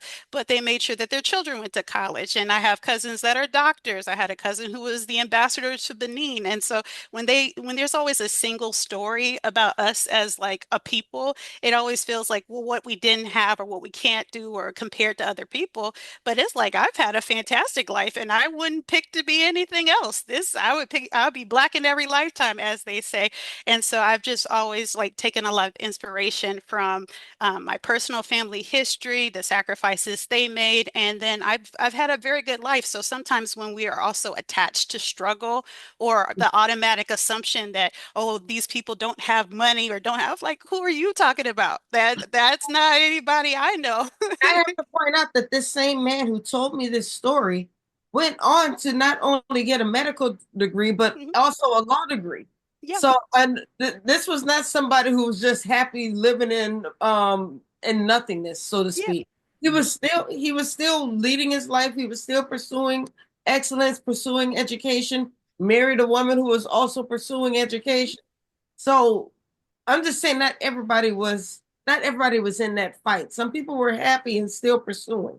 Yeah, and I think there's power in that narrative of having you believe it. Like as I would always tell my mom, they have these elephants that are over in Thailand, and you tie them up from when they're a little baby, and you keep them with this little rope, and then they learn they can't get away. So now you've got this huge elephant that can crush everybody. That in its mind, it's trapped. It doesn't believe it can because back in the past, it couldn't Yeah. be able to do that. So I'm just about, why are we getting these stories? Why are we being told these narratives? Why can't we learn the different narratives about people who were successful and escaped their chains and who built their businesses and built their towns and just feel that sense of pride about yourself and where you come from. So I hope that this book, as it crosses all the different centuries, really talks about still finding that joy, still working, still in pursuit of things despite what external forces would say is possible or what can be attainable.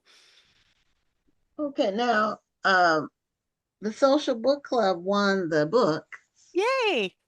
So the answer is Georgia. That's where the setting is for Nella Carter. So tell us about the storyline in the book.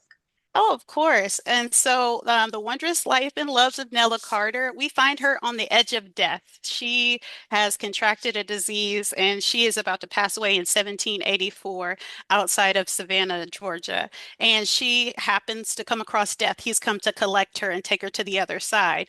But he's been kind of pondering, he's a little bit tired of his job of trying to collect humans because we've been making it a lot of work for him between all the different wars, the way we can be terrible. So he's come across a plan he thinks that will make his job easier and really have a way to deal with the humans. And so when he meets Nella, he shares his plan. And she's like, no, you can't take everybody. There's still some good people in this world, and I'll prove it to you. And so that's really what the book is about, is her kind of journey over centuries through different continents, through different cities, trying to find the good that is in humans and try to prove to him like we're worth saving. And so there's a couple of times where Nella's not quite sure. She was like, maybe he has a point. And I think sometimes, as I've heard from different readers, they felt the same way as like this world is kind of crazy and humans, we could be a lot. So it's really just kind of a mediation of like what is like her evidence that we are good and worth saving. But then we also hear from Death because for every point he has a counterpoint. He's like, that sounds good, but I just collected all these people who were not great, towards other people. And so it's kind of just them going back and forth over centuries, trying to figure out, who's going to be right and win the ultimate bargain. So it's a fantasy. Yes, It's ma'am. in the fantasy category. Hmm. And Yes. Death is the actual character. Yes, so we see him several times throughout the book, and I feel like that's what's been really interesting for people. It's not just a straight through narrative, like you don't just see her perspective and go through. There's definitely parts and chapters where you see it from Death's perspective and how he's feeling as time is going on. We also have a love story that's throughout the book as she is sharing the story with someone and, really deciding, is life still worth living to continue on pursuing, maybe just one more time. Hmm. So you said this is the fourth or fifth book that you worked on. Yes, Is ma'am. this like an amalgam of those, or is this the result of any of them, or did you just start over with this one? No, this is not any of those. I think just like Yasmin, I was a teacher by training. And so when I first started writing my first couple of books, those were all middle grade because I was like, well, I'm teaching these books. There's the Scholastic Book Fair. Surely I should be able to create something that my students could read. And I was a fifth grade teacher. And so I taught elementary school and I worked in education for like over the last decade. And I still work with high school students now. And so those were all like middle grade mysteries or middle grade fantasy. So there's still some of those elements of where you get to like practice putting those things together. But I would say Nella came, it's like she's a combo. I would just say she's like the best like project I've ever worked on. And so right when this project came into being, I had just finished the book, The Seven Husbands of Evelyn Hugo, and then also the Invisible Life of Addie LaRue. So those were some of the inspiration for some of the book. And then I would also love to share, especially if people are interested in like being a writer and finding support. I had a lot of support from the We Need Diverse. I was selected as one of the mentees, and they helped me with one of my middle grade books. And so there's been lots of connections from We Need Diverse books. So if you're middle grade writer, picture book writer, any of those things, they have a yearly competition where you can submit and you get to work with the author all year, like a professional, working author, and they give you feedback on your book. And so I say that that was one of the things that truly launched me. And the other thing is just like what other partnerships you have. So I've been working with like Electric Postcard Entertainment, and so they have a great team, great editors who just are so great and giving you like, oh, that's how you're supposed to do this thing. So I've always said this whole process has been like my MFA. Like I thought I knew what I was doing, but once you get like a right team around you, it really makes a difference for you and your success. So I've been so blessed between the team at Amazon, and then just the caliber of people I'm working with. So if there's a tip I would give to anybody, is just try to work with the people who are operating at the level you want to be at. So if you want to be on the New York Times bestseller list, you need to go make you some friends with people who have been on it, who can maybe give you some feedback, or, work with editors who have been there before so they can give you some of those things. So that's just something that I've always tried to like work amongst the best and hopefully become one of those peers. Now you mentioned Amazon. This isn't an Amazon? Yes, ma'am. It's an Oh, it's Amazon. The Brie. Yes, oh, ma'am. from their publishing, because they have an actual publishing where they House. publish books, not just the self-publishing arm. A This hundred is just the percent. published. Okay, all So if right. people are interested, I would, you have to be represented by an agent to go through the Amazon route. But one Okay. of the facts, and my data might be a little outdated, but something I read said like 80% of all books are bought on Amazon. So like out of all the books, people are going to Amazon first, either downloading it or they're purchasing it. And so it's one of the things that's like it's been really interesting to see like how much attention they can give your book and post it and put it different places. And so it's been really great working with their publishing in-house to see like the opportunities you've been given. So I've really enjoyed that and hope to continue that partnership. But I also I think somebody else spoke to self-publishing if I or maybe I'm thinking of another like interview I watched. But like self-publishing or publishing with another house is about having a wide career is one of the things important and like trying to be a working author. Yeah, a lot of people are going even the people who end up with a major publisher, they still do some self-publishing. Mhm, So they consider themselves hybrid mhm, authors. And that's an option that is available, which was not available years ago. mm, It used to be years ago, if you were with a major publisher, you were not allowed to do any self-publishing. But now they had to become more flexible as times have changed. But when they first started, because we interviewed the first, I think she was the first person who had a book deal with the Amazon publisher. I remember that interview. Yeah, I can't, her is the Token Black Girl. There's the name of the book. I can't remember her name. The But other anyway, token black girl, am I thinking? no, no, that's the Okay. other black girl. There's lots of black Okay. girls. Other black girl, not the other token black girl. Okay, Yeah, okay, yeah. So but token it's the black girl, a Token Black memoir. Girl. Yeah, Token yeah. Black Girl, the memoir. She was on the show, and I believe she was either the first or among the first, and hers was a paperback. So they're doing hardcovers now. I Mhm, think that was a couple of years ago when we had her on. And I know they're offering hardcovers. I published through KDP, mhm. um, and I have 15 books, but I haven't done any in hardcover yet. I No, could the say, hardcover too is so interesting. Like, I don't know if you have that copy is the one you're giving away, but the secret thing is like when you pull the hardcover off, it's a floral book on the other side of it. okay, So now they didn't even tell. I have this. Yeah, Let's see, let's see. it should I be on believe all of it's them. the real book. Yeah, Yeah, it's the real thing. She's got a yeah. genuine edition. Okay, that's nice. Did they have something nice? Because it used to just be black, you know. It's just a different cover, but it's just really interesting what they can do now and how you can get the Hmm. things out and just the publishing. And like I said, you think publishing is just, oh, you just write the book and you turn it in. And it's like, no, no, no. There's lots of editing and there's feedback. And then do you like this cover? Do you like this audiobook narrator and all this other stuff? So this has been just like a wild experience as a debut author.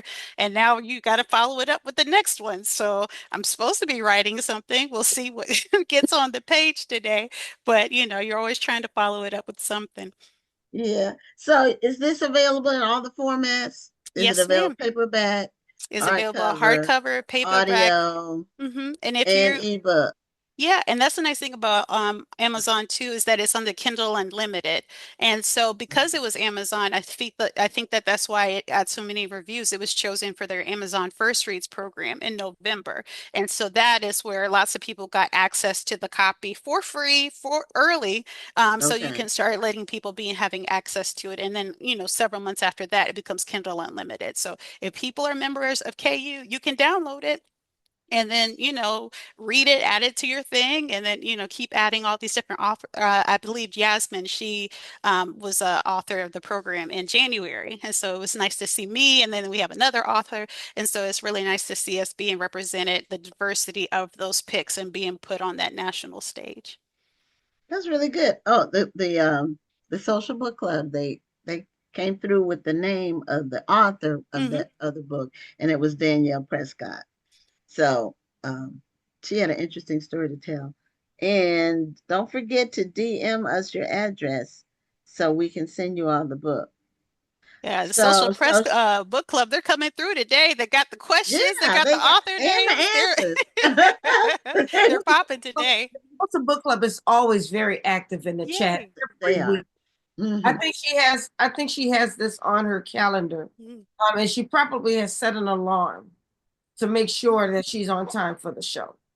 Well, of Yeah, because course you should. I'm gonna have to do the same. You have so many different authors, and just providing a platform for all the authors who are either new like me or people, several 4 or 5 books in, and you're still working a career. It's just so wonderful to have this spotlight and to be engaging in this way. I really appreciate the work y'all are doing. Well, we appreciate the work you're doing, and we appreciate you sharing with us and being so open as Mhm. well. Oh yeah, that's probably too much. I'm a little bit too candid. If you were to ask my husband, I talk a little bit too much, but that might be an off-camera conversation. yeah, well, we crossed the 800 guest mark Yay! last fall, not interviews, guests. Mm. So I don't know where we are now, maybe 840. But next week we'll celebrate our 250th show.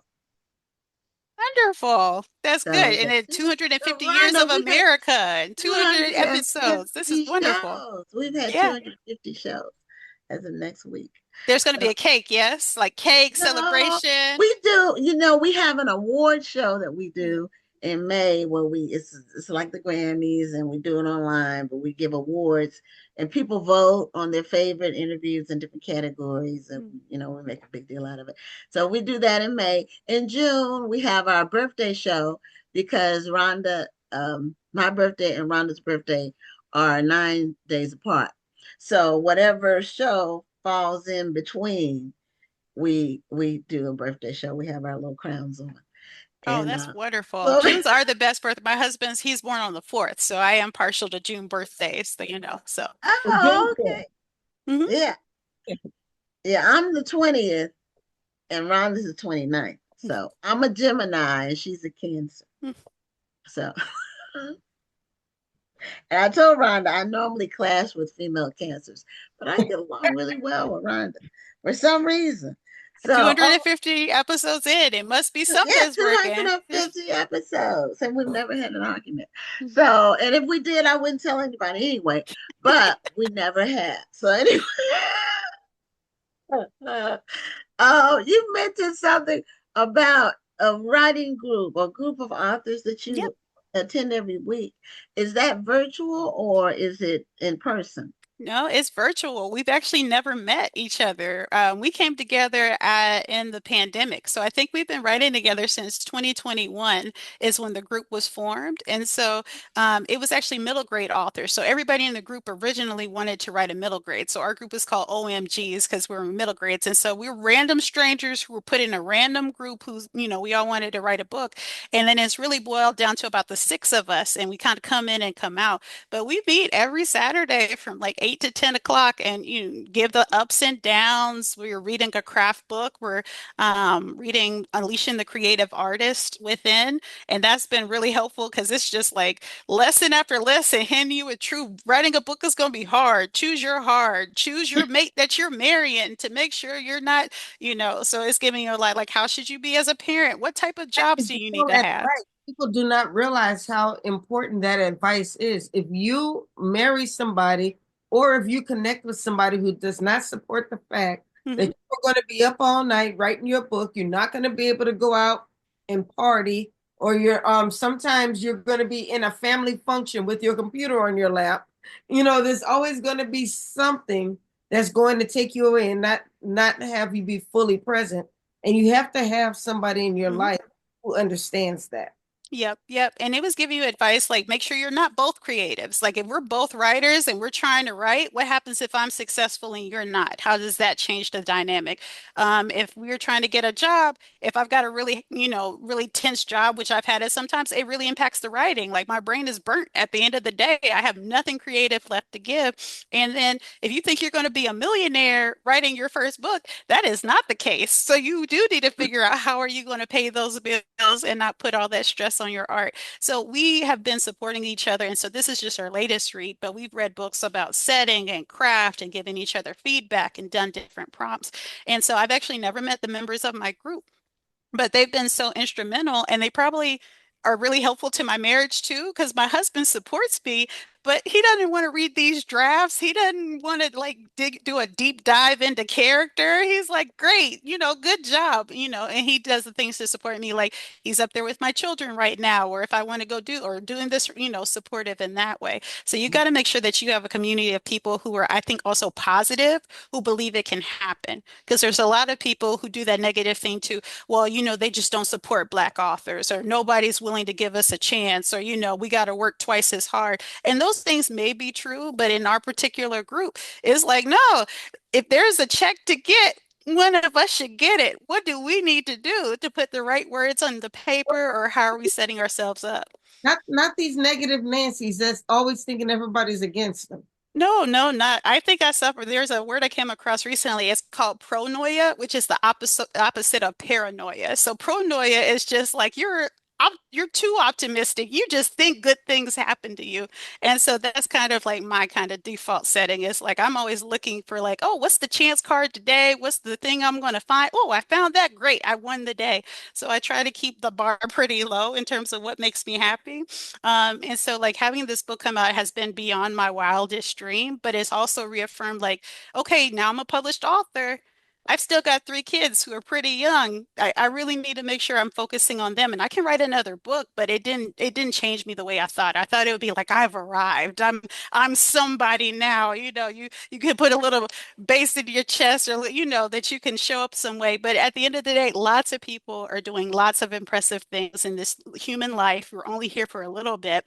And so now that I've gotten what I've always wanted, it's like, okay, I can do this again and make sure that, the most important thing really is my family and my kids. So I think going through this book really helped me understand that connection is the most important thing. You are the words you leave behind. You are the people who you know. That's what makes up a life. And I think that's why like death and grieving feels so impactful because when a person you love dies, they take a version of you with them, or the version of you that was maybe light or happy or all these, they take it with you, or that version of you only exists with them in it. And so it just really tells you to mediate of like, we only have so much time. So, you know, let's have some fun today. What can we do today? How can we make the best of it? And not just, we will all meet death at some point in this book. And hopefully, we'll be able to show that our lives were worth living. Okay, well, Great. show the cover one more time. Yeah, yeah, yeah. So this At is the the end of our American cover with all the, pretty flowers on it. And then the UK version, which was published by Harderscape, they have the doors to represent all the different lives that she's had. And I Oh think this was just wow. on sale in in Waterstones. So it's been so nice to like on both sides of the pond. And I think it's going to be published in Czech. So I will be able to read it, but she's going to make her debut in a whole different language, which is wild to me. Congratulations. Wow. Well, Thank this is you. a positive way to end the show. I'm glad that you were the last author. You Yay. have some really good thoughts and words for people to ponder on. Oh, Mhm. 100%. I just want people to win. And so I'm just doing the best I can with this little life. I appreciate y'all again making this platform for everybody so we can come and show off our art, what we've been toiling away and putting it up to the light. And, just really looking forward to seeing that 250 show and to see everything that'll Okay. come along with it.